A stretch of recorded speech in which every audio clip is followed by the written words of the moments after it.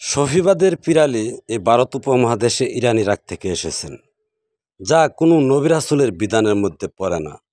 আর সেই সফিবাদী পীরগুরুদের মতাদর্শে নারী জাতির উপরে কী ধরনের অত্যাচার অবিচার করেন তা নিয়ে আজকের আলোচনা। এটুকু শুনে কেউ দৌড় দেবেন না, কারণ এই বাংলাদেশের পীরগুরুদের উপরে কুড়াল মারা একটা কথা। আসুন দেখি ওনারা নারীদের কিভাবে জুলুম করে। সর্বপ্রথম দেখুন, এই সফিবাদের মূল মন্ত্রটাই হলো 12 মাসে 12, তার সাথে যত কমাতে পারো। এটা সকল সফিবাদী পীরগুরুদের মূল মন্ত্র। বুঝেন নাই কথাটা? অর্থাৎ আপনি যদি এই সফিবাদী পীরের মুরিদ হন, ভক্ত হন, তাহলে আপনি আপনার স্ত্রীর সাথে সহবাস করার বা সহাবস্থান করার নিষেধ থাকবে। নিষেধ দিয়ে কি দিবেন? অন্তত মাসে একবার, এভাবে 12 মাসে 12 বার, তার সাথে যত কমাইতে পারো। অর্থাৎ একেবারে বাদ দিয়ে শুধু যখন বাচ্চা নেবার ইচ্ছা হবে তখন যেন যায়, আর যেন না যায়। কি বুঝলেন? হ্যাঁ, এটাই বাংলাদেশের পীরদের মূল মন্ত্র। এখন চিন্তা করুন, মাসে একবার যদি আপনি আপনার স্ত্রীর কাছে যান, ওই স্ত্রীর অবস্থা কি হবে বা আপনারই কি হবে? অথচ কোরআন সাক্ষ্য দিচ্ছেন, তোমরা নফসের জুলুম করো না। অর্থাৎ এই আত্মচেতনার যৌবনের জুলুম না করতে নিষেধ করেছেন।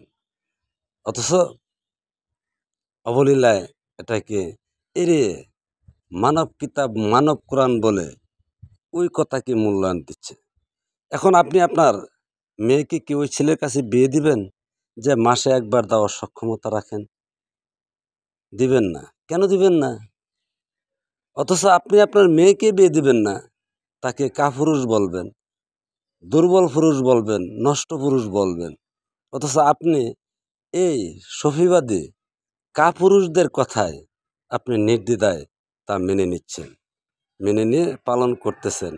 অথচ চিন্তাও করেন না একজন পূর্ণ যৌবনা নারীর কতটুকু সক্ষমতা মহান রব দিয়েছেন।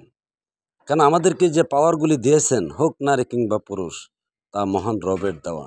এখানে কোনো পীর, গুরু, কেরামতি টেরামতি, পাগল ছাগল কারোর কোনো কর্তৃত্ব নেই। অথচ সেই জুলুমবাজ সফিবাদী পীর গুরুদের বিধান মেনে চলে আজকে দেখেন, শুধু এই ভারত উপমহাদেশ নয়, বিশ্বের কোন দেশে সফিবাদী পীরগুরুদের মতাদর্শে একটা জাতি, সমাজ সভ্য, উন্নত এবং সুশীল হয়েছেন? দেখাতে পারবেন না। আজকে যাদের নাম ভাঙিয়ে আপনারা এই মাজার ব্যবসা করে, পীর ব্যবসা করে যাচ্ছেন, সেই বরফির আব্দুল কাদের জিলানী সাহেবের, তার জীবন দর্শনের, তার আদর্শের চর্চা বিশ্বের কোন দেশে হচ্ছেন? কোথাও হয় না। একমাত্র এই ভারতবর্ষে ফিরের আস্তানার মধ্যে তাদের গুণ কীর্তন, যা ওভারডোজ বলতেছেন, যা আদৌ ওনার জীবনের মধ্যে ছিলেন না। তেমনি খাজা মঈনুদ্দিন চিশতি সাহেবের জীবনী নিয়েও সে উদ্ভট কথা চলছে, কিন্তু ওনাকে নিয়েও তো বিশ্ব গবেষণা করে না, যতটুকু লালন সাজিকে